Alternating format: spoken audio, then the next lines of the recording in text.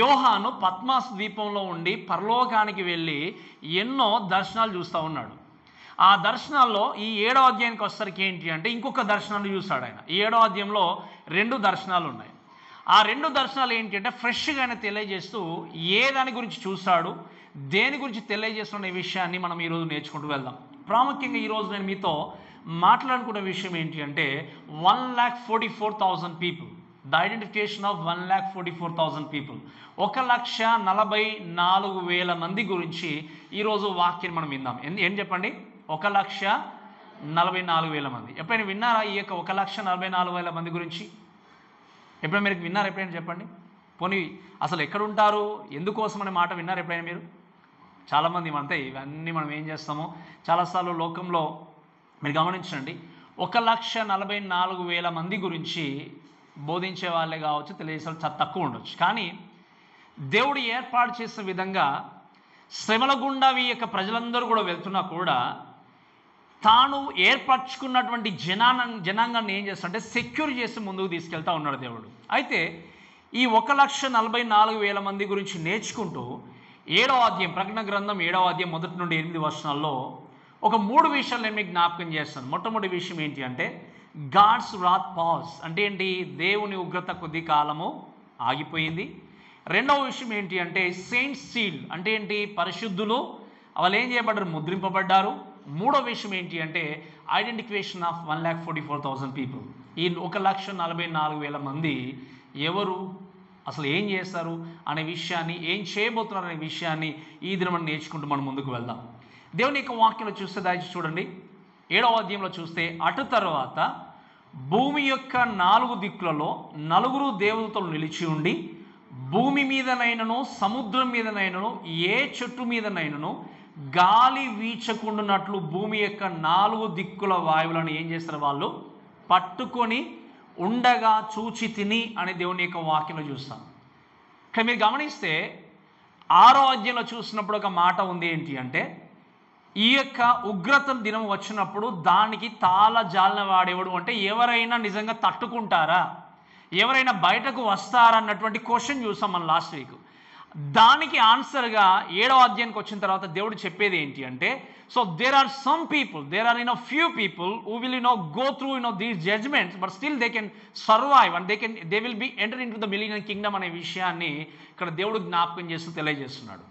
దేవుని యొక్క వాక్యంలో చూస్తే మీరు వినండి, ఈ శ్రమల కాలం గుండా వెళ్తున్నప్పుడు కొద్ది కాలము లేదా కొంత సమయము దేవుడు ఏం చేశాడంటే ఈ యొక్క శ్రమలను కలిగించే విషయంలో ఆయన స్టాప్ చేశాడు, పాజ్ చేశాడు.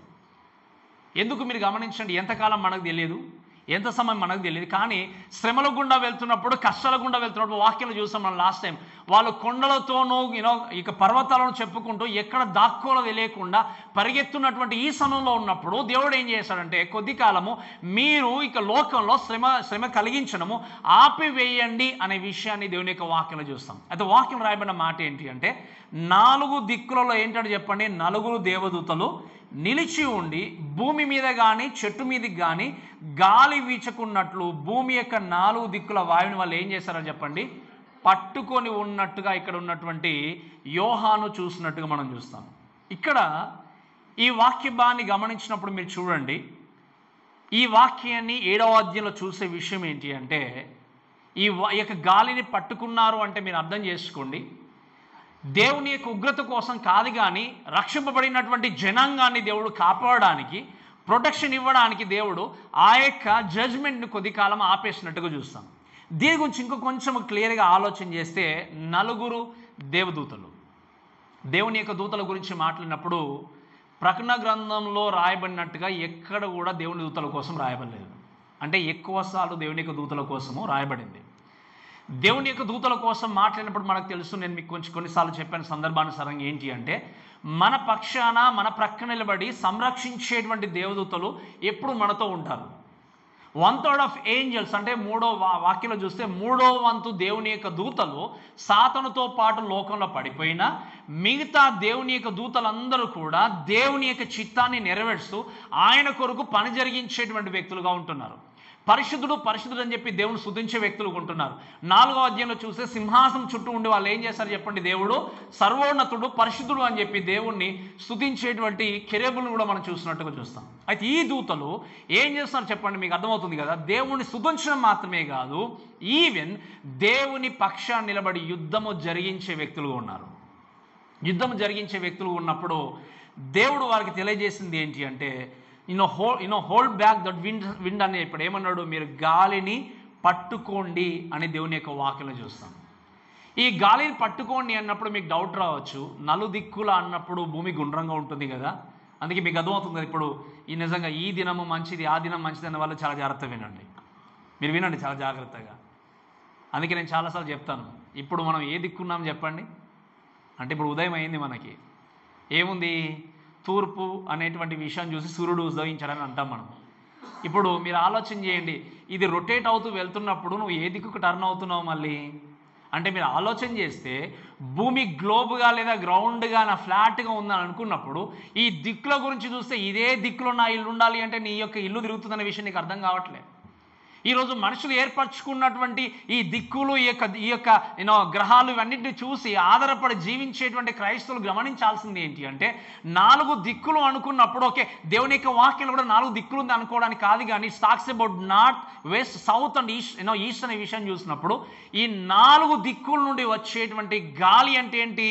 గాలి రాకుండా, ఆక్సిజన్ రాకుండా ఇక్కడ దేవుని యొక్క దూతలు ఆపలేదు. కానీ వాక్యంలో గమనిస్తే wind is represents God's judgement. దేవుడు యోబుతో ఎలా మాట్లాడాడు చెప్పండి? ఎలా మాట్లాడాడు? సుడిగాలిలో వచ్చినట్టు, సుడిగాలిలో వచ్చి మాట్లాడినట్టుగా చూస్తాం. దేవుడు తన యొక్క జడ్జ్మెంట్ తీసుకొని రావాలనుకున్నప్పుడు భూమి మీదకి చాలాసార్లు ఇక నేచురల్గా వచ్చేటువంటి కలామిటీస్ను దేవుడు వాడుకున్నట్టుగా చూస్తాం.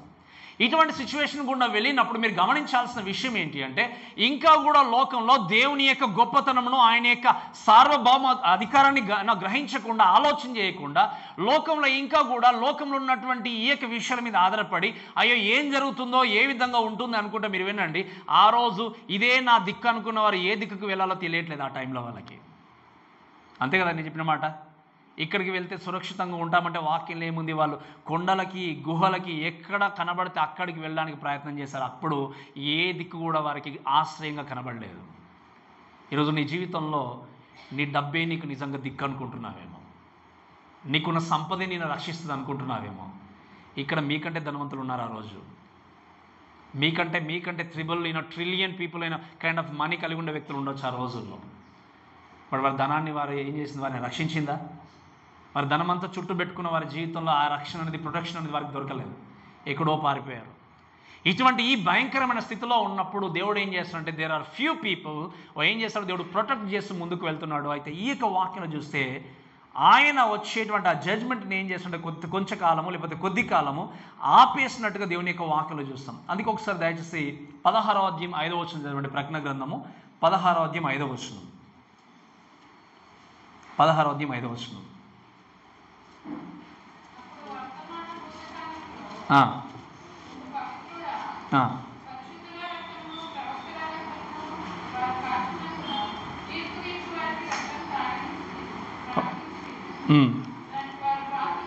రైట్. అక్కడ మీరు తర్వాత చూస్తే జడ్జ్మెంట్ కంటే తర్వాత పాత్రలు, ఈ యొక్క ట్రంపెట్స్ గురించి చూస్తే అక్కడ ప్రతిదానికి దేవుడు దూతల్ని వాడుకుంటూ జడ్జ్మెంట్ తీసుకొని వచ్చినట్టుగా చూస్తాం. ఈ 7 సీల్స్ తర్వాత మనం వినబోయేటి ఉన్నాయి కదా, ఇంకేమున్నాయి చెప్పండి?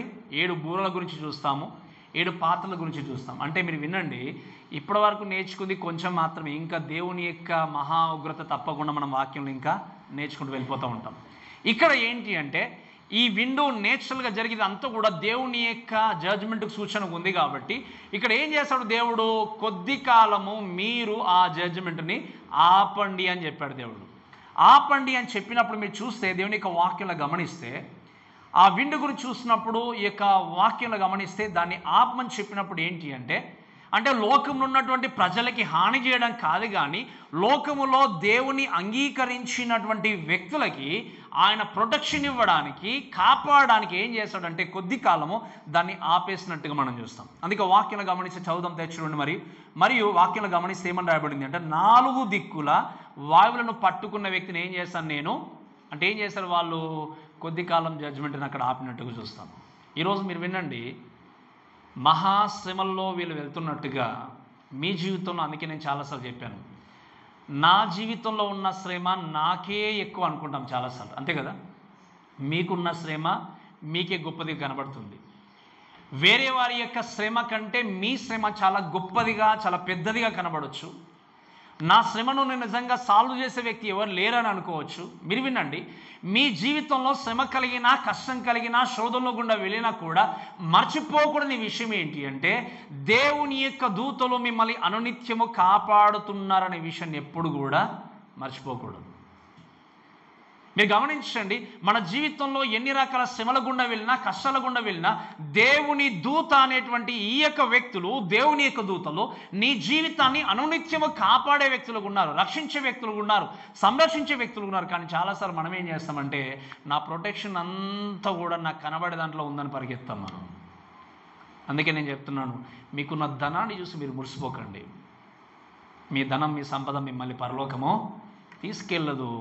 ఈ యొక్క మహాశ్రమకాలం నుండి మిమ్మల్ని తప్పించదు. అలా అనుకుంటే ఎవరు మొట్టమొదటిగా పరలోకం వెళ్తారనుకుంటే డబ్బున్న వాళ్ళే వెళ్ళేవాళ్ళు. ఈ శ్రమల కాలం గుండా వెళ్తున్నప్పుడు నీ జీవితంలో నీకు ఇచ్చే, మీరు గమనించండి, ఇప్పుడు నువ్వు ఒక శ్రమలో ఉన్నా, బాధలో ఉన్నా, కష్టాల్లో ఉన్నా, నీకు వచ్చేటువంటి నిజమైన ప్రొటెక్షన్ ఎక్కడి నుండి అంటే దేవుని నుండి మాత్రమే. నీకున్నటువంటి నిజమైన భద్రత ఏంటి అంటే దేవుని నుండి మాత్రమే. అందుకే ఈ విషయాన్ని ఏం చేస్తారు, కొద్ది కాలము దేవుడు ఇక్కడ పాజ్ చేసిన తర్వాత రెండవ విషయం చూద్దాం. దయచేయండి, సెకండ్ థింగ్ మనం చూస్తే ఏంటి అంటే, సెయింట్స్ సీల్ అంటే ఏంటంటే, పరిశుద్ధులు ఏమయ్యారు, సీల్ చేయబడ్డారు, ముద్రింపబడ్డారు. దీని మీద కొద్దిసేపు మనం దేవుని యొక్క వాక్యంలో స్పెండ్ చేసి ముందుకెళ్దాం. రెండవ వచనం చదవండి దయచేసి. రెండవ వచనం, మరియు సజీవుడగు దేవుని ముద్రగల వేరొక దూత సూర్యోదయ దిశ నుండి పైకి వస్తూ చూచి తిని, భూమికిని సముద్రమునకును హాని కలగజేయటకై అధికారము పొందిన ఆ నలుగురు దూతలతో, ఈ దూత మేము మా దేవుని దాసులను వారి నొసళ్ళ యందు ముద్రించు వరకు భూమికైనో సముద్రముకైనో చెట్లకైనో హాని చేయవద్దని బిగ్గరగా, మీరు చాలా జాగ్రత్త వినండి, భూమికైనో చెట్లకైనో హాని చేయకూడదు అంటే, మీరు వినండి, దేవుని నమ్ముకున్న వ్యక్తులకి, చెట్లకి, ఇక్కడ ఉన్నటువంటి పర్వతాలకి హాని జరగట్లేదు. కానీ దేవుణ్ణి అంగీకరించని వ్యక్తి మాత్రం కష్టాల గుండా వెళ్తున్నాడు. ఇక్కడ దేవుని యొక్క వాక్యాలు చూస్తే, దేవుని అంగీకరించినటువంటి వ్యక్తులకి భద్రత అనేది ఉన్నట్టుగా వాక్యాలు చూస్తాం.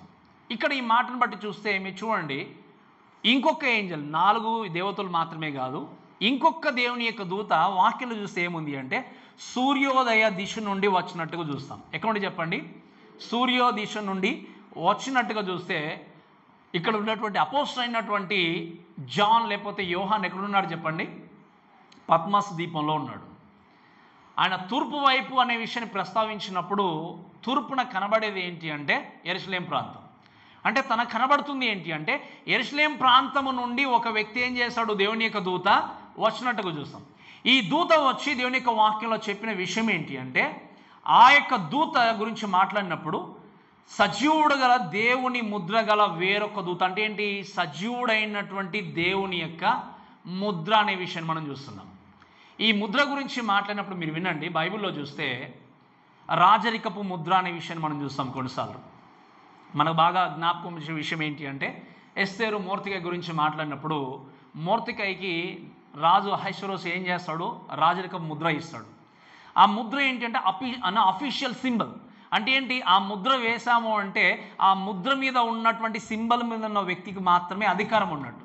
ఇక్కడ ఏం జరిగింది అంటే, దేవుని ముద్ర గల ఒక వ్యక్తి వచ్చాడు. అంటే దేవుని యొక్క దూత ఏం చేశాడు, సజీవుడైనటువంటి గొర్రెపిల్ల యొక్క ముద్రను తీసుకొని ఏం చేశాడు, లోకంలోనికి వచ్చాడు.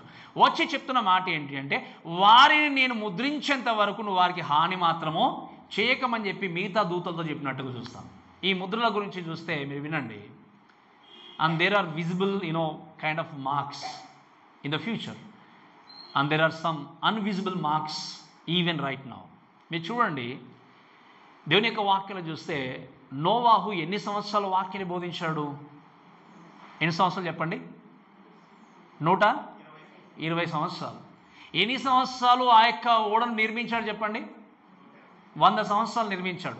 100 సంవత్సరాలు ఓడని నిర్మించిన తర్వాత కూడా ఇంకేం చేస్తాడు? 20 సంవత్సరాలు ఎదురు చూస్తూ ఉన్నాడు. 120 సంవత్సరాలు వాక్యాన్ని బోధించిన, వినండి, ఈ ప్రజలందరూ కూడా కనబడకపోయినా దేవుడు ఏం చేశాడు? ఒక మార్కు వేశాడు, ఒక ముద్ర వేసి తన కుటుంబాన్ని ఏం చేశాడు? దేవుడు సీల్ చేశాడు. ఏ విధంగా సీల్ చేశాడో తెలుసా? వాక్యం రాయబడిన మాట ఏంటి అంటే, వారు లోపలికి వెళ్ళిన తర్వాత ఓడ యొక్క తలుపును ఆయన మూసివేశాడు.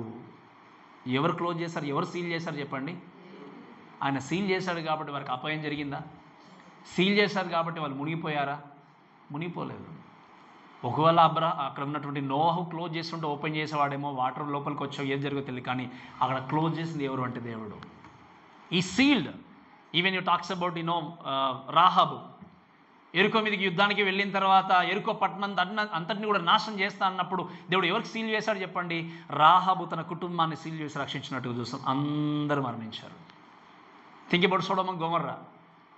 ఈ పట్టణాన్ని గురించి జ్ఞాపకం చేసుకున్నప్పుడు ఎవరికి సీల్ వేసి నడిపించాడు? ఏ కుటుంబానికి చెప్పండి? లోతు కుటుంబానికి. దేవుడు సీల్ వేసి ఏం చేశాడు? వారిని ముద్రించి వారికి సంరక్షణ ఇచ్చి కాపాడి ఆ శ్రమల కాలంలో ఆ కుటుంబాన్ని మాత్రమే దేవుడు రక్షించాడు. అఫ్కోర్స్ లోతు యొక్క భార్య తనకు తానుగా వెనుక తిరిగి ఉపస్తంభంగా మారిపోయింది, కానీ దేవుడు చేసిన తప్పేం లేదు అక్కడ. ఈరోజు నీ జీవితంలో ఎన్నో శ్రమల గుండా వెళ్ళొచ్చు, నీ చుట్టూన్నటువంటి వారు నశించిపోవచ్చు. వినండి, అక్కడ నోవాహు యొక్క కుటుంబం రక్షింపబడిన దానికి కారణం ఏంటి అంటే దేవుడు ముద్రించాడు. ఇక్కడ లోతు యొక్క కుటుంబం రక్షింపబడిన దానికి కారణం ఏంటి? దేవుడు సీల్ చేశాడు. ఈరోజు నీ చుట్టూన్నటువంటి వ్యక్తులు నీ యొక్క ఇష్టానుసారంగా జీవించకపోయినా, వాక్యానుసారంగా బ్రతకపోయినా, దేవుడికి వ్యతిరేకంగా జీవించినా, you try to live for God and God will protect you. నువ్వు దేవుని యొక్క వాక్యానుసారంగా జీవించినట్టయితే, దేవునికి నమ్మకంగా బ్రతికినట్టయితే, దేవుని యొక్క వాక్యాన్ని నెరవేర్చినట్టయితే, నీ చుట్టూ ఉన్నటువంటి ప్రజలు నీ కొరకు బ్రతకపోయినా, జీవించకపోయినా, remember, try to live for God and God will protect you every time till your last breath. ఈ విషయం మాత్రం మనం మర్చిపోతాం. అందుకే వినండి, మీరు గమనించాల్సిన విషయం ఏంటంటే, లోకములో గర్వముతో బ్రతకడం కాదు, దేవుని కొరకు రోషంగా బ్రతకాలి. నేను చెప్పినప్పుడు మళ్ళీ చెప్తున్నాను, నన్ను గుర్తుపెట్టుకోండి. లోకంలో ఉన్న దాన్ని బట్టి గర్వించి బ్రతకకూడదు, కానీ నీ జీవితంలో ఉన్న వాక్యాన్ని బట్టి దేవుని కొరకు రోషంగా బ్రతకాలి. అప్పుడే నువ్వు నిజమైన క్రైస్తవుడివి. ఈరోజు ఎంతోమంది రోషం అనేది, వాక్యం కొరకు రోషం లేదు, వాక్యం కొరకు నేను బ్రతకాలన్నటువంటి తృష్ణ లేదు, దేవుని కొరకు జీవిస్తున్నటువంటి ధైర్యం లేదు, దేవుని కొరకు బ్రతకాలన్నటువంటి ఆశ లేదు. కానీ లోకంలో గర్వముతో నిండుకొని ముందుకు వెళ్తే, రిమెంబర్, వాక్యంలో చూసాము, ధనవంతుడు పరలోక రాజ్యంలో ప్రవేశించడమో దుర్లభము. ఈరోజు నిజంగా నువ్వు బోస్ చేసుకోవాలంటే చేసుకోవాల్సి దేన్ని బట్టి తెలుసా? నువ్వు కలిగిన దేవుని బట్టి. అందుకే వాక్యాన్ని చూస్తాము, కొందరు గుర్రములను బట్టి, రథములను బట్టి అతిశయపడతారు, కానీ మనమైతే ఈరోజు నువ్వు గర్వించాలి అన్నా, రోషం కలిగి బ్రతకాలన్నా, అతిశయపడాలి అన్నా, నువ్వు దేన్ని బట్టి అతిశయించాలి అంటే నీ జీవితంలో ఉన్న క్రీస్తుని బట్టి. ఆ క్రీస్తుకు నిజంగా ఎటువంటి స్థానాన్ని ఇచ్చి ముందుకెళ్తున్నావు అన్న విషయాన్ని ఒక్కసారి జ్ఞాపకం చేసుకుంటూ మనం ముందుకెళ్దాం. అందుకే ఇక్కడ ఏంజెల్ వచ్చిన తర్వాత ఏం చేస్తారంటే, ఆ ప్రొటెక్షన్ని, ఓనర్షిప్, అందుకే మీకు చెప్పాను సీలింగ్ గురించి మాట్లాడినప్పుడు, మనందరం కూడా ఏమయ్యాం చెప్పండి? ముద్రింపబడిన వ్యక్తులుగా ఉన్నాం. ఈ ముద్రింపబడిన వ్యక్తులుగా ఉన్నప్పుడు వాక్యంలో చూస్తే, అందుకే ఒక్కసారి పరిశుద్ధాత్మ దేవుడు మీ లోపలికి వచ్చాడు అంటే మళ్ళీ తిరిగి వెళ్తాడన్నది అది అబద్ధమైనటువంటి వాక్యబోధ. మీరు వినండి, ఒక్కసారి హృదయంలోనికి దేవుడు వచ్చాడు అంటే యు ఆర్ సీల్డ్. అంటే ఏంటి అర్థము? వాక్యంలో ఏముంది? మీరు ఎఫెసీయులకు రాసిన పత్రిక 4:30 చూసే మాట ఏంటి అంటే, పరిశుద్ధాత్మ దేవుణ్ణి మీరు ఏం చేయండి? దుఃఖపరచకండి, కానీ ఆయన విమోచన దినం వరకు మీ అందు ఏం చేయబడ్డాడు? ముద్రింపబడి ఉన్నాడు. అంటే ఏం చేయబడ్డాడు? పరిశుద్ధాత్మ దేవుడు మీ లోపల సీల్ చేయబడ్డాడు. అంటే సీల్ అయిన వ్యక్తి బయటకు రావాలంటే ఎవరు ఓపెన్ చేయాలి? మళ్ళీ దేవుడు మాత్రమే. మీరు జెన్యూన్గా రక్షింపబడితే మీ లోపల పరిశుద్ధాత్మ దేవుడు ఉన్నాడు. మళ్ళీ బయటకు వెళ్ళడము, రావడం అన్నీ జరిగేటివి కావు. ఎందుకంటే గాడ్ హ్యాస్ సీల్డ్ యూ. అందుకే ఈ సీలింగ్ గురించి మాట్లాడినప్పుడు మీరు వినండి, ఒక 4 విషయాలు గుర్తుపెట్టుకోండి వ్యక్తిగతంగా. ఏంటి అంటే, నేను మీకు చెప్పాను చాలా రోజుల క్రితం, ceiling is always talks about ownership. Mudra వేశాడు అంటే ఏంటి? మొట్టమొదటి ఏం చెప్పండి? Talks about ownership. అంటే నా జీవితంలో ఇప్పుడు పరిశుద్ధాత్మ దేవుడు ముద్రించి ఉన్నాడు అంటే నా జీవితం పైన యజమానుడు ఎవరు? ఇప్పుడు గట్టిగా చెప్పాలి, ఎవరు యజమానుడు? దేవుడు. మీరు దేవుడిని అంగీకరించారు అంటే, యేసుక్రీస్తును రక్షకుడిగా స్వీకరించారు అంటే, పరిశుద్ధాత్మ దేవుడు మీ హృదయంలో ఉన్నాడు అంటే మీ మీద ఆ యజమాని ఉండాల్సింది ఎవరు? దేవుడు. Ownership. And second thing in that authority. అంటే ఏంటి? నా జీవితం పైన, మీ జీవితం పైన, అంటే యేసుక్రీస్తును విశ్వసించినటువంటి వారి జీవితం పైన నిజమైన అధికారం ఎవరికి ఉంది? చెప్పండి. అందుకే 3వ అధ్యాయం 6వ వచనంలో చూస్తాం, సామెతల గ్రంథం, నీ ప్రవర్తన అంతటి యందు ఆయన అధికారంకు ఒప్పుకొను. 5వ వచనంలో ఏముంది? నీ స్వబుద్ధిని ఆధారం చేసుకోనకుండా ఏం చేయమన్నాడు? యెహోవా యందు భయభక్తులు కలిగి జీవిస్తూ ముందుకెళ్ళాలి. నీ ప్రవర్తన అంతటి యందు ఏం చేయాలి? దేవుని అధికారానికి. సో నిజంగా నువ్వు దేవుని చేత సీల్ చేయబడితే నీ పైన అధికారం ఎవరికి ఉంది? ఇప్పుడు దేవుడికి ఉంది. నీ అధికారం నీది కదా. అందుకే 3వదిగా వినండి, not only ownership, not only authority. Third thing ఏంటి అంటే మీరు గమనించండి, it's talks about you know protection. అంటే ఏంటి? ఆయన మిమ్మల్ని కాపాడే దేవుడు. మీకు అర్థమవుతుంది కదా? కాపాడే దేవుడు, రక్షించే దేవుడు, చివరి వరకు కొనసాగించే దేవుడు కూడా ఆయనే. And the last will choose some responsibility. అంటే ఏంటో తెలుసా? మిమ్మల్ని కొనుక్కున్న బాధ్యత తీసుకున్నాడు. ఇప్పుడు మనం అందరం ఎవరి బాధ్యత? గట్టిగా చెప్పలేదు, ఎవరి బాధ్యత? మరి దేవుని బాధ్యత అయినప్పుడు ఎవరి కోసం మనం జీవించాలి? దేవుని కొరకు జీవించాలి. సో ఈ యొక్క సీలింగ్ గురించి మాట్లాడినప్పుడు మీరు గమనించండి, ప్రొటెక్షన్ని, ఓనర్షిప్ని, అథారిటీని, ఈ విధంగా మీరు చూడండి రెస్పాన్సిబిలిటీని కలిగి ఉండి దేవుడు నడిపిస్తున్నప్పుడు ఈ దేవునికి లోబడి జీవించేటువంటి వ్యక్తి ఆయన మహిమపరచగలడు. అయితే ఇంకొక ముద్ర గురించి చూస్తే మనం నేర్చుకుంటాం తర్వాత 13, 14, 16, 19 అధ్యాయాల్లో అంత్యక్రీస్తు కూడా ఏం చేస్తాడంటే ఫోర్ హెడ్, ఈ యొక్క ముఖం యొక్క అంటే మీన్స్ ఫేస్ యొక్క నుదుటి పైన ముద్ర వేస్తాడు. ఈ ముద్ర వేయించుకున్న వాళ్ళ గురించి మాట్లాడినప్పుడు ఏంటి అంటే, ఈ ముద్ర వేయించుకున్న వాళ్ళ గురించి చూస్తే దేవుని యొక్క వాక్యంలో దీన్నే మృగం యొక్క ముద్ర అంటాం. ఈ ముద్ర వేసినప్పుడు వాళ్ళు ఏం చేస్తాడు? అంత్యక్రీస్తు కష్టపెట్టకుండా వదిలేస్తాడు. యేసుక్రీస్తుని అంగీకరించిన వ్యక్తుల్ని, నమ్ముకున్న వ్యక్తుల్ని ఖచ్చితంగా శిక్ష గుండా తీసుకెళ్ళి చంపివేయడమే. కానీ మీరు వినండి, ఆ ముద్ర వేసుకున్నటువంటి వ్యక్తులు అంత్యక్రీస్తు గురించి మనం నేర్చుకుంటాం ఇంకా చాలా డీటెయిల్గా రాబోయేటువంటి కాలంలో. ఆ ముద్ర వేసుకున్నటువంటి వ్యక్తులు తాత్కాలికంగా క్షేమంగా ఉన్నామనుకోవచ్చు, కానీ పర్మనెంట్గా మాత్రం తప్పించుకుంటారా? చెప్పండి, తప్పించుకోలేరు.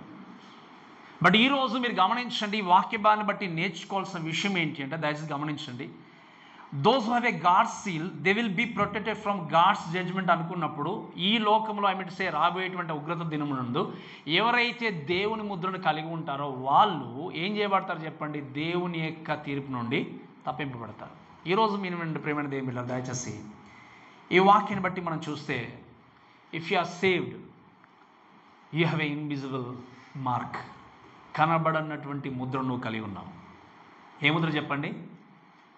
రక్షింపబడిన ప్రతి వ్యక్తి కూడా వాక్యం చూస్తాం కదా, మీరు దేవుని ముద్ర అయి ఉన్నారన్నది వాక్యం. ఏముంది చెప్పండి? మీరు దేవుని ముద్ర. అందుకే మీకు చెప్పానో చెప్పలేదు, I think I need to remind you once again.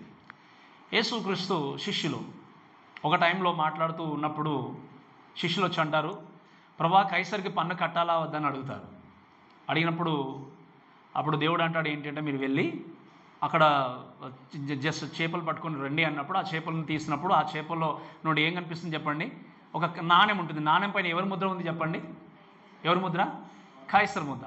అప్పుడు కైసర్ ముద్ర ఉన్నప్పుడు దేవుడు అంటాడు ఏంటి అంటే, ఓకే అవి చూసినప్పుడు కైసరికి ఇచ్చేయండి, దేవుడికి ఇచ్చేయండి అంటాడు. అప్పుడు ఏం చేస్తారు చెప్పండి? ఇప్పుడు మీరు గమనించండి, కైసరికి ఇవ్వాలంటే ఏమి ఇవ్వాలి? నాణ్యాలు ఇవ్వాలి. మరి దేవుడికి ఇవ్వాలంటే ఏమి ఇవ్వాలి? ఎన్ని డబ్బులు ఇవ్వాలి చెప్పండి? ఈరోజు ఉన్నటువంటి చాలామంది క్రైస్తవులు ఏంటి అంటే, చాలామంది వస్తున్నామా ఇక్కడ కానికి వేసేస్తున్నామంటే ఎంత ఎక్కువ వేస్తే అంత దేవుడు ఆశిస్తారు అనుకుంటారు చాలాసార్లు. అందుకే వాక్యం చూస్తాం. అంటే మీరు ఇవ్వకూడదు అన్నట్లేదు కానీ వినండి, పేద దిరాలు ఎన్ని కాసులు వేసింది? 2. మరి ఎవరు ఎక్కువ వేశారని చెప్పాడు దేవుడు? ఎవరు చెప్పండి? దేవుడు చెప్పాడు ఆ పేద దిరాలు. ఈరోజు వినండి, అందుకే చెప్తున్నాను, వినాల్సిన విషయం ఏంటి అంటే, దేవుడు అంటే చాలామంది ఎంత తీసుకుపోయిస్తే అంత దేవుడు ఆశ్రయిస్తాడు అనుకుంటారు. ఇక్కడ నేను ఒక 10,000 ఇస్తాను, నా అక్రమంగా సంపాదించుకుంటానంటే దేవుడు ఊరుకుంటాడా? నువ్వు అక్రమంగా 1,00,000 సంపాదించుకుని 10,000 దేవుడికి ఇచ్చి ఉంచుకోడు ప్రభావ, నేను మాత్రం అనుకోని ఆయన ఇప్పుడు అంటారు మనుషుల మీద ముఖాన్ని విసిరేసినట్టుగా విసిరేసి నేను మాత్రం అక్రమంగా 2-3 లక్షలు సంపాదించుకుంటాను, సొమ్మంతా ఖర్చు పెట్టుకుంటా అంటే దేవుడు ఊరుకుంటాడా? You will not escape from the judgment of God. మనుషుడు తప్పించుకోవచ్చు, కానీ దేవుడి నుండి నువ్వు తప్పించుకోలేవు, దేవుడి ఉగ్రత నుండి తప్పించుకోలేవు. దేవుడికి ఇవ్వాలి అంటే మీరు వినండి, నాణ్యం మీద ఎవరి ముద్ర ఉంది? కైసర్ ముద్ర ఉంది. అంటే ముద్ర వేయబడిన నాణ్యాలని ఎవరికి చెందినవి? కైసర్కి చెందినవి. దేవుడికి ఇవ్వాలి అంటే దేవుడు ఏం చేశాడు? ఆదామును క్రియేట్ చేసినప్పుడు మన పోలిక చొప్పున మన స్వరూపంలో నరుణ్ణి, అంటే వినండి ఇప్పుడు చాలా జాగ్రత్తగా, ఎవరు దేవుని యొక్క ముద్ర చెప్పండి? ఇప్పుడు మనం అంటే ఏంటి? మనము దేవుని ముద్ర కాబట్టి దేవుడు కోరుకునేది ఏంటి అంటే నిన్ను నీవే దేవుడికి ఇచ్చేసాలని దేవుడు కోరుకుంటున్నాడు. ఇది చాలామంది గుర్తెరగరు. నాణ్యం మీద ముద్ర ఉంది అంటే ఆ నాణ్యాలను ఎవరికి చెందినవి? మరి మీరు ఎవరు ముద్ర అయి ఉన్నారు ఇప్పుడు అంటే ఎవరికి చెందినవారు మీరు? నిజంగా దేవునికి నమ్మకంగా బ్రతుకుతున్నారా? ప్రతి స్థితిలో దేవుడికి ప్రథమ స్థానాన్ని ఇస్తున్నారు? ఒకసారి ఆలోచన చేయండి. అందుకే not only on Sundays comes on Sundays sits on Sundays just listen to the word and just move అన్నట్టుగా అయిపోయిన విధంగా ఉన్నారు. గమనించండి, దేవుని ముద్ర అయిన వ్యక్తి ఆ ముద్రను ఇచ్చినటువంటి దేవుని కొరకు ఎల్లకాలం బ్రతకడానికి ప్రయత్నం చేస్తాడు. ఈరోజు ఈ వాక్యం వింటున్న ప్రేమ దేవుని బిడ్డలారా, దయచేసి వినండి. మీ జీవితాన్ని దేవునికి సమర్పించుకోకపోతే మీరు ఎంతకాలం దేవునిలో జీవించినా, ఎన్ని దేవుడికి తీసుకొచ్చి ఇచ్చినా, దేవుడు ఇచ్చేటువంటి ఉగ్రత నుండి మిమ్మల్ని తప్పించే వ్యక్తి ఎవరు లేరు. ఇన్విజిబుల్ మార్క్, కనబడనటువంటి ముద్ర నీ జీవితంలో ఉంది. కనబడనటువంటి ముద్రను కలిగిన వ్యక్తి దేవుని కొరకు ప్రతినిత్యం జీవిస్తాడు. నువ్వు క్రైస్తవుడు చెప్పుకోవడానికి బైబిల్ చంకలు పెట్టుకుని పోవాల్సిన అవసరం లేదు. నువ్వు క్రైస్తవుడు చెప్పుకోవడానికి నీ ఇంటి మీద 2-3 స్టార్లు పెట్టుకోవాల్సిన అవసరం లేదు. అందరికి కనబడే విధంగా సిల్వలు పెట్టుకోవాల్సిన అవసరం లేదు. నీ హృదయంలో క్రీస్తుకు స్థానం ఇవ్వాలి. నీ హృదయంలో క్రీస్తుకు చోటు ఉండాలి. ఈరోజు నేను అడుగుతున్న ప్రశ్న కేవలము, అందుకే చెప్తున్నాను, చాలా మట్టుకు వినండి. క్రైస్తవుడుగా నేను పుట్టానో, క్రైస్తవుడు ఉన్నానో కాబట్టి ఆదివారం వెళ్ళకపోతే ఎలా అన్న స్థితిలో ఉండకండి దయచేసి. We need to leave for God with every second, every minute దేవుని కోసం మనం జీవించాలి. ఈ అంత్య దినాల్లో ఉన్న మనందరం కూడా. అందుకే మీరు వినండి, ఇప్పుడు సంపాదించుకోకూడదు అని అనుకంటే మీరు వినండి, నిజంగా సంపాదించుకోవాలి, బ్రతకాలి అంటే దేవుని కొరకు మీరు మొట్టమొదటిగా ఏం చేయాలి? మీ జీవితాన్ని నిలబెట్టుకోవాలి. అందుకే మన వాక్యం చూస్తాం, హగ్గై మాట్లాడతాడు కదా, మీరు చక్కటి ఇళ్లలో వేసుకున్నారు కానీ దేవుని యొక్క మందిరాన్ని అలక్ష్యం చేస్తున్నారు అన్నట్టుగా. నేను అడిగే ప్రశ్న ఇప్పుడు, మీ ఇల్లు చక్కగా ఉండొచ్చు, మీ ఉద్యోగం చక్కగా ఉండొచ్చు, మీ యొక్క బ్రతుకులు చక్కగా ఉండొచ్చు, నీ దేహం అనే ఆలయాన్ని ఎంత చక్కగా నిర్మించుకున్నావు? నేను అడిగిన ప్రశ్న అర్థమైందా మీకు? మీరు చక్కగా బ్యూటిఫుల్గా డిజైన్ చేసుకున్నాము, ప్రైజ్ ది లార్డ్. చక్కగా ఆస్తి సంపాదించుకున్నాము, చాలా కూడబెట్టుకున్నావు, దట్స్ గుడ్, ఓకే, బాగానే ఉంది. అన్నీ నీ జీవితంలో బాగుండొచ్చు. కానీ నేను అడిగే ప్రశ్న ఏంటి అంటే నీ దేహం అనే దేవాలయాన్ని ఎంత చక్కగా నిర్మించుకున్నారు? నీ దేహం అనే దేవాలయాన్ని, ఆ మందిరమును, ఆ హృదయమును నువ్వు నిర్మించుకోకపోతే ఏది కూడా నిన్న పరలోకానికి తీసుకెళ్ళాడు. Let's move. కాబట్టి గమనించాల్సిన విషయం ఏంటి అంటే ఇన్విజిబుల్ మార్క్ ఉన్నప్పుడు ఇది మనకు సొత్తు, దేవుని యొక్క సొత్తు అని తెలియజేస్తుంది, నిజమైన భద్రతను కలిగిస్తుంది, మళ్ళీ ముందుకు తీసుకెళ్తూ దేవుని కొరకు సొత్తుగా నిలబెడుతూ ముందుకెళ్తుంది. కాబట్టి ఈ విషయం జ్ఞాపకం చేసుకుంటూ let's go to other thing. ఏంటి అంటే మనం చూద్దాం దయచేసి దేవుని యొక్క వాక్యంలో గమనిస్తే ఈ విషయాన్ని చూస్తే ఒకసారి మరోసారి చూడండి దయచేసి 3వ వచనంలో, ఈ దూత మేము మా దేవుని దాసులకును వారి నొసలైన ముద్రించే వరకు భూమికైనను సముద్రంకైనను చెట్లకైనా హాని చేయవద్దని బిగ్గరగా చెప్పాను. కాబట్టి దేవుడు ఏం చేశాడు చెప్పండి? సీల్ చేశాడు. ఈరోజు నీ బ్రతుకుని దేవుడు సీల్ చేసినప్పుడు, అందుకే మీరు వినండి, మీ హృదయంలో పరిశుద్ధాత్మ దేవుడు నిజంగా ఉన్నప్పుడు, నీ హృదయంలో, నీ బయట, నీ బాహ్యంగా ఎన్ని శోధనలు వచ్చినా, ఎన్ని కష్టాలు వచ్చినా, అందుకే నేను చాలాసార్లు చెప్పాను, యేసు క్రీస్తును అంగీకరించినటువంటి వ్యక్తి హృదయంలోనికి దయ్యము రాదు, సాతాను ప్రవేశించలేడు. సాతాను ప్రవేశిస్తున్నాడు అంటే అర్థం ఏంటి అంటే నువ్వు నిజంగా రక్షింపబడలేదు అన్నట్టు. నేను చెప్పినాడో మీకు అర్థమైందా? చాలా జాగ్రత్త వినండమ్మా. సాతాను మీ హృదయంలోనికి వస్తున్నాడు అంటే అర్థం ఏంటి? నువ్వు ఇంకా రక్షింపబడలేదు. ఎందుకు? సాతాను దేవుడు ఒకచోట ఎప్పుడు కూడా కలిసి నివాసము చేయలేరు. కాబట్టి వినండి చాలా జాగ్రత్తగా, ఎవరైతే ఇంకా వీటి చేత పీడింపబడుతున్నారంటే అర్థం ఏంటి అంటే ఆ వ్యక్తికి రక్షణ లేదు. మరి రక్షింపబడ్డ వ్యక్తిని సాతాను శోధించడా అంటే ఎన్ని రకాలుగానే శోధిస్తాడు. బయట ఉండి అట్రాక్ట్ చేస్తాడు. అంటే మనము నిజంగా దేవుని యొక్క మందిరానికి వెళ్ళాలనుకున్నాం అనుకోండి, అప్పుడే చుట్టాలు వస్తారు. కొన్నిసార్లు చుట్టాలను దేవుని దగ్గర ఇప్పుడు మీరు ఉదాహరణకు ఒక ఇంటికి వెళ్ళారనుకోండి, మీ బంధువుల ఇంటికి, హిందువుల ఇంటికి వెళ్ళారనుకోండి, మీరు వచ్చారని చెప్పి దేవాలయానికి టెంపుల్కి వెళ్ళడం మానేస్తారా వాళ్ళు?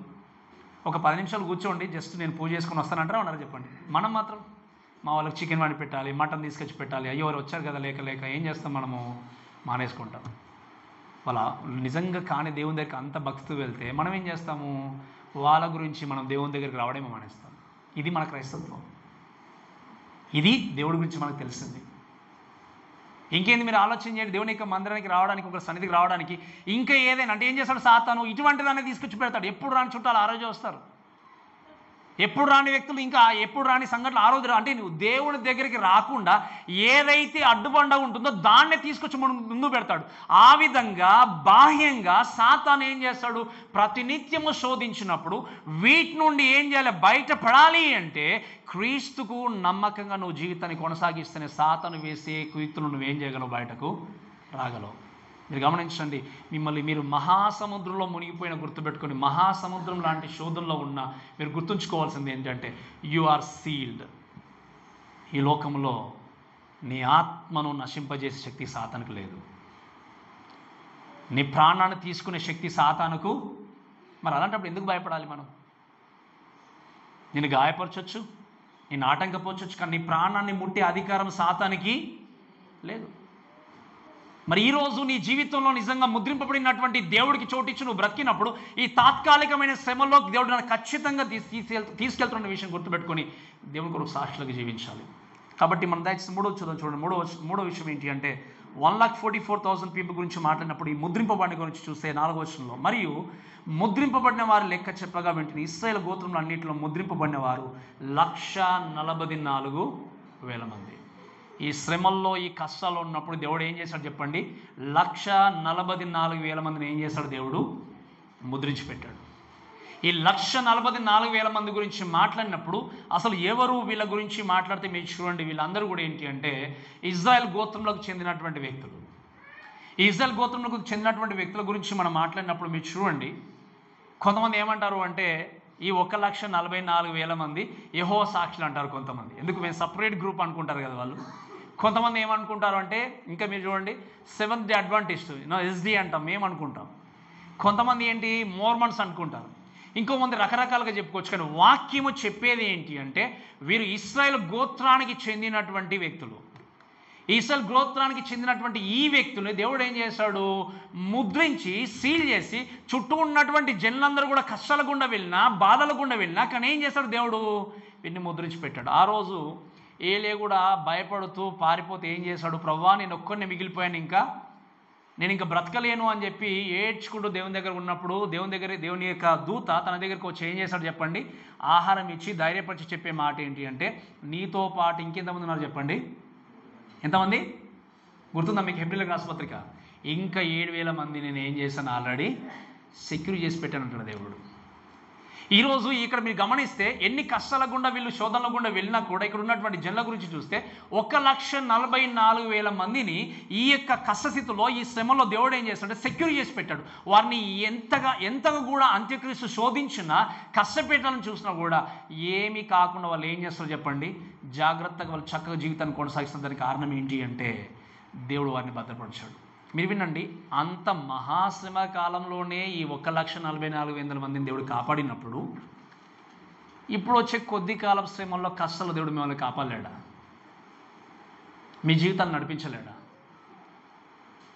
కానీ మనం ఏం చేస్తామంటే మనము నిజంగా ఎవరి మీద ఆధారపడాలో, ఎవరిపైన నమ్మకం ఉంచాలో ఆ వ్యక్తి మీద ఆధారపడకుండా వేరే దాని మీద ఆధారపడడానికి మనం ప్రయత్నం చేస్తాం. అయితే ఇక్కడ కొన్ని ఇంట్రెస్టింగ్ థింగ్స్ మీకు చెప్పిన తర్వాత కొంచెం నేను మీకు వీరి గురించి వివరిస్తూ ముందుకు వెళ్తాను. ఈ 1,44,000 పీపుల్ గురించి చూస్తే మీరు గమనించండి, దాంట్లో వాక్యాలు గమనిస్తే 5వ వచనంలో చూస్తే యూదా గోత్రంలో ముద్రింపబడిన వారు 12,000 మంది, రూబేన్ గోత్రంలో 12,000 మంది అని చూస్తున్నాం. యాకోబు యొక్క మొదటి సంతానం ఎవరు చెప్పండి? యాకోబు యొక్క మొదటి సంతానం ఎవరు? రూబేను. ఇక్కడ ఎవరి పేరు రాయబడింది? యూదా. ఎందుకో తెలుసా మీకు? ఎందుకో తెలుసా? రూబేను తన జ్యేష్ఠత్వాన్ని కోల్పోయాడు. ఎందుకో తెలుసా? ఎందుకు కోల్పోయాడు తెలుసా? మీరు తర్వాత చదువుకోండి, మన సమయం ఎక్కువ లేదు. కానీ మొదటి దినవృత్తాంతముల గ్రంథం 5వ వచనంలో చూస్తే తన తండ్రి యొక్క పరుపును ఆయన ఏం చేశాడు, కలుషితం చేశాడు. కాబట్టి ఆ యొక్క జ్యేష్ఠత్వ హక్కును తీసేసి ఎవరికి ఇచ్చాడు తెలుసా దేవుడు? యోసేపు యొక్క కుమారులకు ఇచ్చాడు. యోసేపు కుమారులు ఎవరు చెప్పండి? మనష్షే, ఎఫ్రాయిం, వీరికి ఇచ్చాడు. రూబేన్ ఏం చేశాడు? జ్యేష్ఠత్వాన్ని కోల్పోయినట్టుగా చూస్తాం. ఇంకొక ఇంట్రెస్టింగ్ థింగ్ ఏంటి అంటే మీరు చూడండి, అక్కడ వాక్యాలు గమనిస్తే 7వ వచనంలో షిమ్యోను గోత్రంలో 12,000 మంది, లేవి గోత్రంలో 12,000. లేవి గోత్రం గురించి చూస్తే అక్కడ ఉన్నటువంటి 12 గోత్రాలకి ఆస్తులన్నీ స్థలాలన్నీ పంచించిన లేవి గోత్రానికి మాత్రం లేదు. ఎందుకు అంటే లేవి గోత్రం ఏం చేయాలి, ఎప్పుడు దేవుని సేవ జరిగించాలి. కానీ ఇక్కడ ఏం జరిగింది, లేవి గోత్రం కూడా ఇక్కడ ఏమైంది, ఇంక్లూడ్ అయింది. లేవి గోత్రం ఎందుకు ఇంక్లూడ్ అయింది అంటే దేవుని యొక్క వాక్యాలు మనం చూస్తే ఏంటి అంటే దాను గోత్రం ఇక్కడ ఇంక్లూడ్ కాలేదు. ఎందుకు తెలుసా, దాను గోత్రం ఎందుకు ఇంక్లూడ్ కాలేదు తెలుసా? ఒకసారి ఒక మాట దయచేసి ద్వితీయోపదేశ కాండము 29వ అధ్యాయం 18వ వచనం. ద్వితీయోపదేశ కాండము 29వ అధ్యాయం 18వ వచనం.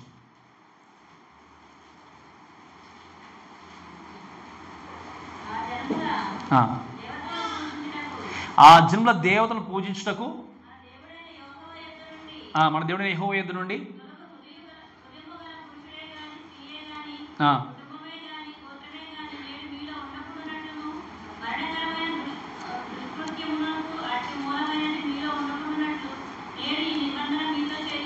వినండి చాలా జాగ్రత్తగా. మీరు వింటే ఏంటి అంటే ఇక్కడ ఈ ఇంట్రెస్టింగ్ థింగ్స్ మీకు ఎందుకు చెప్తున్నా వినండి. దాను గోత్రం దీన్ని ఇంక్లూడ్ కాలేదు. ఎందుకో తెలుసా, ఈ దాను గోత్రము చేసింది ఏంటి అంటే విగ్రహారాధన చేశారు. సత్యవంతులైన దేవుని ప్రక్కన పెట్టి ఏం చేశారు చెప్పండి, విగ్రహారాధన చేశారు.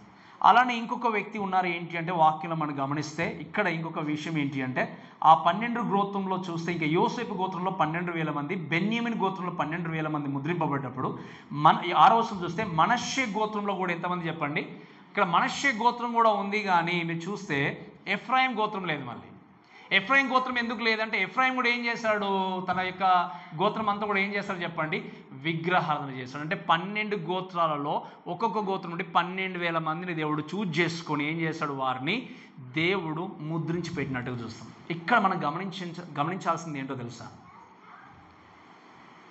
దేవుడు చక్కటి అవకాశాన్ని ఇచ్చినప్పుడు ఈ ప్రపంచంలో దేవుని జనాంగంగా చేసుకున్న గుంపులు ఎవరు చెప్పండి, ఇశ్రాయేలు. ఇశ్రాయేల్ ప్రజల్ని దేవుడు తన జనంగా చేసుకున్న ఈ గోత్రాలన్నీ కూడా చక్కగా ముందుకు వెళ్తున్నా ఇక్కడ దాను గోత్రం కానీ ఎఫ్రాయిం గోత్రం కానీ రూబేను వీళ్ళ గురించి మాట్లాడినప్పుడు ఎందుకు దేవుడు వారికి అవకాశం వెళ్ళాడో తెలుసా? I mean say Benjamin Ephraim కానీ దాను గోత్రాన్ని ఎందుకు ఇంక్లూడ్ చేయాలో తెలుసా? ఇక్కడ ఎందుకు అంటే వారు సరైనటువంటి అసలైన దేవుని, నిజమైన దేవుని ప్రక్కన పెట్టి విగ్రహారాధనకి చోటు ఇవ్వడం. ఈరోజు దేవుని యొక్క వాక్యం అంటే ప్రేమైన దేవుని దయచేసి వినండి. నేను చాలా రోజుల క్రితం మీకు జ్ఞాపకం చేశాను. ఆత్మీయమైన విగ్రహారాధన అంటే ఏంటి చెప్పండి, ఆత్మీయమైన విగ్రహారాధన అంటే ఏంటి? ఆత్మీయమైన విగ్రహారాధన అనేది ఎలా చేస్తారో తెలుసా మీకు? ఈరోజు మీరు అనొచ్చు విగ్రహారాధన చేస్తున్నారంటే విగ్రహారాధన చేయట్లేదు పాస్టర్ అని చెప్పొచ్చు. మీరు ఎక్కడ వెళ్ళట్లేదు, మొక్కట్లేదు అనుకున్న ఆత్మీయమైన విగ్రహారాధన ఏంటి అంటే నీ దేవుడి కంటే నువ్వు దేనికైనా నీ హృదయంలో ఎక్కువ ఫస్ట్ ప్లేస్ నువ్వు ఇచ్చావు అంటే అదే నీ జీవితంలో విగ్రహం. మళ్ళీ చెప్తున్నాను వినండి, నీ దేవుడి కంటే నువ్వు దేనికైనా మొదటి స్థానాన్ని నువ్వు హృదయంలో ఇచ్చావంటే అదే నీ జీవితంలో విగ్రహము. అదే ఆత్మీయ విగ్రహారాధన. నీ కుటుంబమే కావచ్చు, నీ భర్తనే కావచ్చు, నీ భార్యనే కావచ్చు, నీ పిల్లలే కావచ్చు, నువ్వు దేవుడి కంటే ఏదైనా ఎక్కువ ఇచ్చినది నీ జీవితంలో విగ్రహం. ఈరోజు మీరు వినండి, నువ్వు దేవుణ్ణి ఆరాధించకుండా, దేవుణ్ణి స్తుతించకుండా నీ జీవితంలో ఏది విగ్రహంగా నిలబడింది? ఈరోజు నువ్వు అనుకోవచ్చు నేను నిజంగా విగ్రహాలను చేయట్లేదు పాస్టర్ గారు, అంత బాగానే ఉంది అనుకోవచ్చు. వీళ్ళకి ఇంత చక్కటి స్థానాన్ని కల్పించాడు దేవుడు. కానీ దాను గోత్రం, ఎఫ్రాయిం గోత్రం విగ్రహారాధన చేయడం ద్వారా దేవుడు ఏం చేశాడు, అక్కడ తీసిపడేశాడు. దేవుడికి వినండి చాలా జాగ్రత్తగా. చాలామంది అనుకునేది ఏంటి అంటే ఈ కాలంలో మీరు చూడండి, అక్కడ ఉన్నటువంటి ఇశ్రాయేలు జనాంగం, మేము ఇశ్రాయేలు జనాంగం కదా, యూదులం కదా, మేము చక్కగా ఉంటాం కదా, మాకు అన్ని తెలుసు అన్నట్టుగా అనుకోని స్థితిలో జీవించవచ్చు. కానీ దేవుడు ఆ విధంగా మనుషుల యొక్క బ్యాక్గ్రౌండ్ చూసే వ్యక్తి కాదు. రాహాబు ఉంది. రాహాబు ఏ గోత్రానికి చెందినటువంటి స్త్రీ? ఏ గోత్రం చెప్పండి? రాహాబు అసలు ఇశ్రాయేలు గోత్రానికి చెందిన స్త్రీ కాదు. ఆమె ఎరుగో ప్రాంతానికి చెందినటువంటి ఒక అన్య జాతి నుండి వచ్చినటువంటి స్త్రీ. కానీ దేవుడు ఏం చేస్తాడో తెలుసా మీకు? ఆమెను రక్షించి దేవుని యొక్క యేసుక్రీస్తు యొక్క వంశావళిలో కూడా చోటు కల్పించాడు. రూతు ఉంది. రూతు ఎక్కడ నుండి వచ్చింది ఇప్పుడు చెప్పండి? మోయాబు దేశం నుండి, ఒక అన్యురాలు. కానీ దేవుడు ఏం చేస్తాడు? చోటు కల్పించాడు. బెత్షెబా చోటు కల్పించాడు. ఈ తామారు గురించి చూస్తే అయ్యో అటువంటి స్త్రీ అనుకుంటాం కదా, దేవుడు ఏం చేశాడు? అక్కడ చోటు కల్పించాడు. ఈరోజు మనుషుల దృష్టిలో మనుషులు నువ్వు చెడ్డదాని అనొచ్చు, నువ్వు పనికిరాని వ్యక్తి అనొచ్చు, నీకు అంతస్తు లేదనొచ్చు, నీకు చదువు లేదనొచ్చు, నీకు జ్ఞానం లేదనొచ్చు, కానీ గుర్తుపెట్టుకోండి, నీ నమ్మకత్వాన్ని బట్టి దేవుడు ఖచ్చితంగా నేను ఆశీర్వదిస్తాడు. నీ యొక్క నమ్మకమైన జీవితాన్ని బట్టి దేవుడు ఖచ్చితంగా ఇచ్చిస్తాడు. ఈరోజు నేను ఎవరైతే దూషిస్తున్నారో, ఎవరైతే హేళన చేస్తున్నారో, ఎవరైతే నిన్ను నిజంగా తిరస్కరిస్తున్నారో వారి ముందే దేవుడు నిన్ను ఏం చేయగలడు? ఖచ్చితంగా నిలబెట్టగలడు. ఎప్పుడో తెలుసా? నమ్మకంగా మీ జీవితాన్ని కొనసాగించినప్పుడు. Don't try to satisfy people, but try to satisfy your God. మీరు దేవుని యొక్క గొప్పతనాన్ని చూసి ఆయన మహేపరిచే వ్యక్తులుగా, ఆయన కొరకు జీవించే వ్యక్తులుగా పరిగెత్తండి. ఖచ్చితంగా దేవుడు మిమ్మల్ని ఉన్నత స్థానంలో నిలబెడతాడు. కానీ ఈరోజు మనుషులంగా ఎంతోమంది చేసేది ఏంటి అంటే, దేవుడికి సరైనటువంటి చోటు ఇవ్వకుండా పరిగెత్తుకుంటూ ఈ యొక్క ఆత్మీయమైన విగ్రహాలలో బ్రతికే వ్యక్తులు ఎంతోమంది ఉన్నారు. అందుకే చెప్తున్న జాగ్రత్త మరొక్కసారి, ఇక్కడికి మనందరం వచ్చేది ఎందుకోసం వస్తున్నాం చెప్పండి? నేను జ్ఞాపకం ఎందుకోసం వస్తున్నామో? ఎందుకోసం చెప్పండి గట్టిగా? దేవుణ్ణి ఆరాధించడానికి. ఎంతమంది ఈరోజు ఆరాధించారో మీకు తెలుసు. కేవలం దేవుని హృదయపూర్వకంగా ఆరాధించడానికి మాత్రమే వస్తున్నాం. పాస్ట్ కోసం రావట్లేదు, కమిటీ కోసం రావట్లేదు, విశ్వాసం కోసం రావట్లేదు. You are here to for only no sake of God. You are here to glorify no his name. ఆయన ఆరాధించడానికి, ఆయన స్తుతించడానికి మాత్రం వస్తున్నాం. దాన్ని మర్చిపోయి నీ జీవితాన్ని ఇంకో వైపు డైవర్ట్ చేసావా అంటే అర్థం చేసుకోండి, నువ్వు విగ్రహారాధన చేస్తున్నట్టే లెక్క. నువ్వు ఆత్మీయంగా విగ్రహారాధన, మీరు వినండి, వీళ్ళు విగ్రహాలు చేశారు కాబట్టి దేవుడు తీసి పడేశాడు నేమ్. మీ పేరు తీసేయాలంటాడు దేవుడు? మీ మీద ఉగ్రత తీసుకురాలని అనుకుంటారా? మేము సేఫ్ అనుకుంటున్నారేమో. వినండి, ఆత్మను కూడా నశింపజే శక్తి దేవుడికి ఉందని వాక్యం ఉంది. ఏముంది చెప్పండి? ఆత్మను కూడా. ఈరోజు నేను సేఫ్ సెక్యూర్ అనుకుంటున్నాను. మేము గుర్తుపెట్టుకోండి, నువ్వు నిజంగా రక్షపడిన వ్యక్తి అయితే అన్యాయంగా బ్రతకలేవు, మోసం చేయలేవు, లోకంలో నిజంగా చెప్పాలి అంటే అక్రమంగా జీవించలేవు, ఇంకా చెప్పాలి అంటే నువ్వు కొనసాగిస్తున్న పాపంలో ఎంజాయ్ చేయలేవు. ఎంజాయ్ చేస్తున్నట్టు అర్థం ఏంటంటే నీకు నిజంగా రక్షణ అనేది లేదు అన్నట్టు. సో కాబట్టి 1,44,000 పీపుల్ ఎవరు అంటే ఇస్రాయేల్ గోత్రముడు వచ్చినటువంటి వ్యక్తులుగా చూస్తాం. అంతేకాకుండా దేవుని యొక్క వాక్యం చూస్తే వీళ్ళు చేసే పని ఏంటి అన్నప్పుడు మత్తయి సువార్త 24వ అధ్యాయం దయచేసి 14 వచనం చూడండి ఒకసారి. మత్తయి సువార్త 24వ అధ్యాయం 14 వచనం.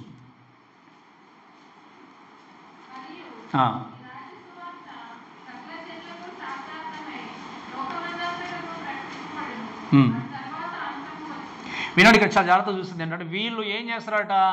లోకమంతటికి కూడా సువార్తని ప్రకటిస్తారు. అప్పుడు అంతము లోకం మీదకి రాబోతుంది. ఈ మాట వినగానే అమ్మయ్య ఇప్పుడు రావట్లేదు అనుకున్నారా మీరు? అంతం ఇప్పుడు రావట్లేదులే, ఐఎమ్ హ్యాపీ అనుకుంటున్నారా? అనుకోలేదు చెప్పండి. కానీ దీనికంటే ముందు ఏంటో తెలుసా జరిగేది? వీళ్ళు రావడానికంటే ముందే, ఈ శ్రమలు రావడానికంటే ముందే జరిగేది ఏంటో తెలుసా? నిజమైన సంఘం ఎత్తబడుతుంది. నిజమైన సంఘము లోకంలో ఉండదు. లోకంలో నువ్వు ఎత్తబడాలి అంటే నీకున్న సమయంలో నువ్వేం చేయాలి? దేవుణ్ణి అంగీకరించి ముందుకు వెళ్ళాలి. కాబట్టి వీళ్ళు ఏం చేస్తారు అంటే they are totally committed to God, to serve him faithfully. అందుకే మీరు గమనిస్తే మెస్సీ అని గుర్తిరిగి వీళ్ళు ఏం చేస్తారు? కమిట్మెంట్తో దేవుణ్ణి సర్వ్ చేస్తూ ముందుకెళ్తారు. తర్వాత మీరు, మాకు సమయం ఎక్కువ లేదు కాబట్టి నేను మీరు జ్ఞాపకం చేస్తాను. 14వ అధ్యాయం తర్వాత చదివితే ఏంటి అంటే, వాళ్ళు స్త్రీ సాంగత్యం ఎరగనిటువంటి వారిగా ఉండి ప్యూర్గా పరిపూర్ణంగా ఉండి దేవుని సేవ జరిగించేటువంటి వ్యక్తులు ఎవరు అంటే 1,44,000 పీపుల్. ఈ 1,44,000 మంది ఏర్పరచబడి పరిశుద్ధంగా పవిత్రంగా ఉండి లోకమంతటికి సువార్త ప్రకటిస్తూ చక్కగా ముందుకు వెళ్ళినట్టుగా చూస్తాం. తర్వాత వర్స్ 9 నుండి ఇంకొక గ్రూప్ ఉన్నట్టుగా చూస్తాం. అదేంటంటే లెక్కకు మించినటువంటి group, uncountable people who are living for Jesus అనే విషయాన్ని మనం దేవుని యొక్క వాక్యాలను చూస్తాం. కాబట్టి ఈ మాటలన్నీ కూడా జ్ఞాపకం చేసుకుంటూ మనం ముందుకు వెళ్ళాల్సింది ఏంటి అంటే, as we are preserved people, ఒక మాట మనం గుర్తుపెట్టుకోవాలి. ఈ 1,44,000 దేవుడు సీల్ చేసి ఉంచినట్టుగా దేవుడు నీ జీవితాన్ని, నువ్వు నిజంగా యేసుక్రీస్తుని రక్షకునిగా అంగీకరించావు అంటే దేవుడు ఏం చేశాడు? ముద్ర వేసి విమోచన దినం వరకు నేను ఏం చేస్తున్నాడు? దేవుడు తీసుకెళ్తా ఉన్నాడు. నువ్వు రక్షింపబడిన వ్యక్తిగా, ముద్ర వేయించుకున్న వ్యక్తిగా నువ్వు జ్ఞాపకం చేసుకోవాల్సింది ఏంటి అంటే, God has promise to preserve you through trials. అంటే ఏంటి అంటే, నీ జీవితంలో దేవుడు నిన్ను ముద్రించి తీసుకెళ్తున్నప్పుడు కొన్ని సందర్భాల్లో శోధనలు వచ్చినప్పుడు, కష్టాలు వచ్చినప్పుడు, అయ్యో ప్రభా ఈ కష్టాలు ఎందుకు వస్తున్నాయని చెప్పి నువ్వు దేవుణ్ణి ప్రక్కన పెట్టి శోధనల మీదనే కాన్సన్ట్రేషన్ చేస్తే నువ్వు దేవుని కొరకు జీవించలేవు. ఈరోజు ఎంతోమంది దేవుని కొరకు బ్రతకకుండా, దేవుని కొరకు జీవించకుండా ఉండే ఆటంకం ఏంటో తెలుసా? శోధనలు, కష్టాలు. కానీ చాలామంది మర్చిపోయేది ఏంటంటే దేవుడు ఏమన్నాడు, లోకములో మీకు శ్రమ కలుగును, అయినను ధైర్యము తెచ్చుకోండి, నేను మీకు నా శాంతిని. ఈరోజు మీకు శ్రమ కలగదు అని వాక్యం చెప్తే ఎంత సంతోషంగా ఉంటుంది వినడానికి, ఎంత సంతోషం వినడానికి, చెవులకు అంత ఆనందం, అంతే కదా. మీకు శ్రమ కలగదు అంటే ఎంత సంతోషమో, మీకు అప్పులు ఉన్నాయంటే ఎంత సంతోషమో, ఆస్వాదించబడతారంటే ఎంత సంతోషమో. కానీ దేవుడు ఏమన్నాడు, మీకు లోకంలో శ్రమ కలుగుతుంది, అయినా ధైర్యం తెచ్చుకోండి, నేను నా శాంతిని మీకు. మీరు గమనించండి, మీరు ఎన్నుకున్నటువంటి మార్గము విశాల మార్గం కాదు. మీరు ఎన్నుకున్న మార్గం ఏంటి? గట్టిగా చెప్పాలి, ఇరుకు మార్గము. ఇరుకు మార్గంలో ప్రయాణం చేస్తున్నప్పుడు శోధన రావచ్చు, కష్టాలు రావచ్చు, శ్రమలు రావచ్చు, కానీ మర్చిపోకున్న విషయం ఏంటి అంటే, ఈ శోధనల గుండా నడిపించేటువంటి దేవుడు నీతో ఉన్నాడనే విషయాన్ని ఎప్పుడు కూడా మర్చిపోకూడదు. ఆయన వాగ్దానం చేశాడు, ఏమని, ఒక దినాన ఖచ్చితంగా నేనేం చేస్తాను, మిమ్మల్ని తీసుకెళ్తాను. ఏమన్నాడు వాక్యంలో, నా తండ్రి ఇంట అనేక నివాసములు కలవు, నేను మీ కొరకు ఏం చేస్తాను, స్థలం సిద్ధపరుస్తాను. అంటే అర్థం ఏంటి, ఆయన ప్రామిస్ చేశాడు అంటే వదిలేసేవాడా, విడిచిపెట్టేవాడా? కానీ మనం ఏం చేస్తాము, కొన్ని శోధనలు వచ్చినప్పుడు, శ్రమలు వచ్చినప్పుడు, కష్టాలు వచ్చినప్పుడు వెంటనే అయ్యో ప్రభా ఏంటి అని ప్రక్కన వెళ్ళిపోయి లోకంలో పరిగెత్తా ఉంటాం. ఒక్కసారి జ్ఞాపకం చేసుకోండి, నువ్వు దేవుని నుండి ఎంతగా పరిగెత్తినా, ఎంత సంపాదించుకున్నా, ఎంత దూరం పరిగెత్తినా, నేను మళ్ళీ చెప్తున్నాను, ఆ రోజు శ్రమ నుండి తప్పించే వ్యక్తి ఎవరూ లేనే లేరు. శ్రమ నుండి తప్పించే దేవుని నువ్వేం చేస్తున్నావు, నిర్లక్ష్యపరుస్తున్నావు. శ్రమ నుండి తప్పించే దేవుని నువ్వేం చేస్తున్నావు, దూరం పెట్టి పరిగెత్తున్నావు.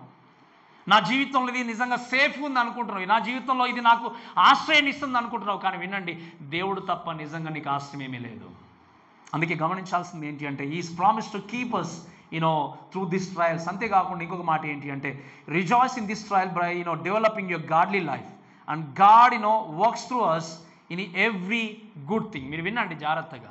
ఈ శ్రమలు వచ్చినప్పుడు, కష్టాలు వచ్చినప్పుడు, ముందుకు వెళ్తున్నప్పుడు మనం చేయాల్సింది ఏంటి అంటే, చాలా జాగ్రత్తగా వినండి, మనము ఆత్మీయ జీవితాన్ని ఎదిగింపజేసుకోవాలి.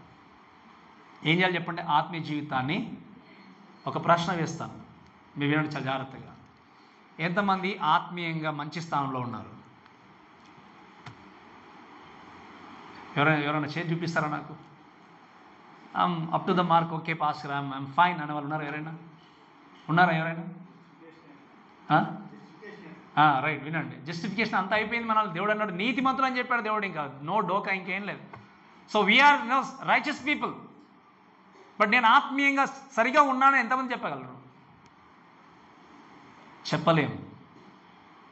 మరి ఆత్మీయంగా బ్రతకడానికి ఎంత కష్టపడుతున్నాం? ఈరోజు వాక్యం విన్నా వెళ్ళిపోతాం, మళ్ళీ ఆదివారం చర్చ్ గుర్తుకొచ్చేది మనకు.